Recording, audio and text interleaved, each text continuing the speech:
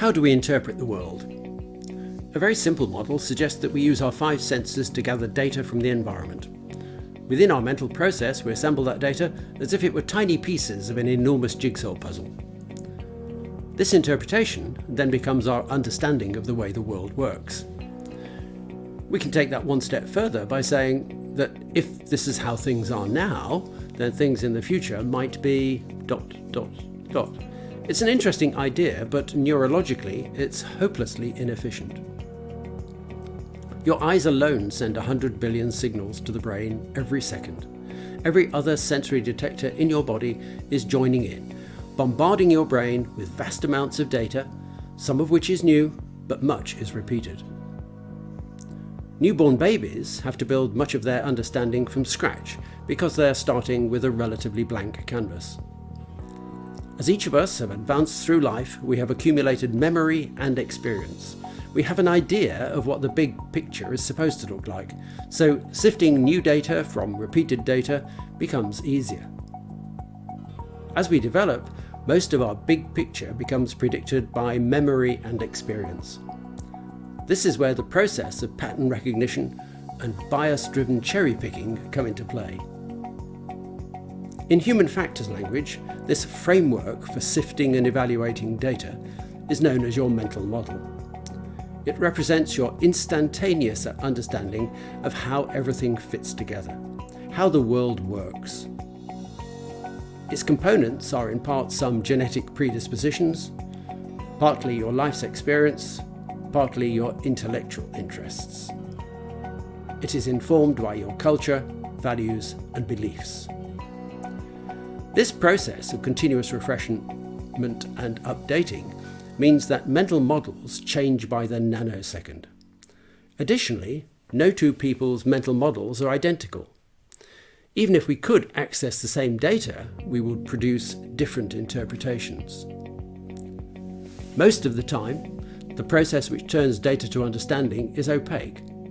It takes place entirely within our mental process. The framework for sifting and evaluating data is your mental model, but the process for sifting and evaluating can be undertaken in 2 ways. Evolutionary development prioritizes the need for speed, and it has benefited from many years of development. System 1, our old reptilian or mammalian brain, has access to all sensory data, but only uses a microscopically tiny proportion of it. System 1 is always on. Using it is effortless. It consumes very little energy. It produces an answer, but its process is opaque, so you have no idea why you think as you do. It just is.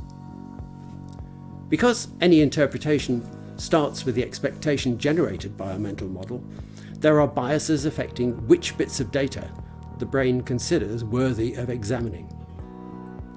An example is confirmation bias, where data which conforms to your expectation is preferred to data which challenges it. We can see that data which challenges an expectation may require the hypothesis to be regenerated before moving on.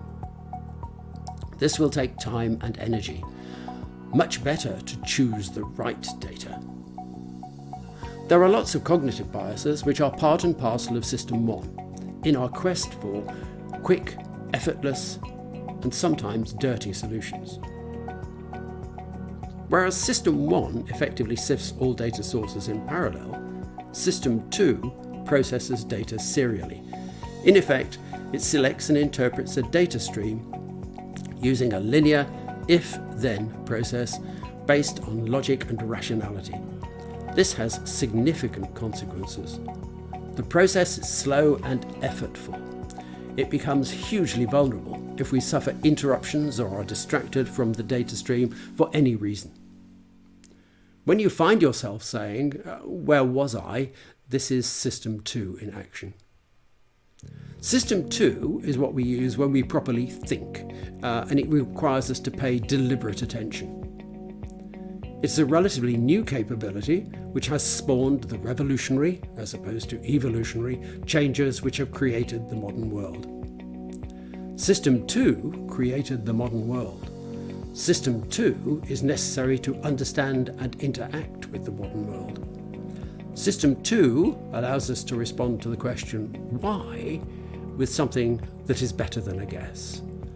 System 1 makes guesses about future events.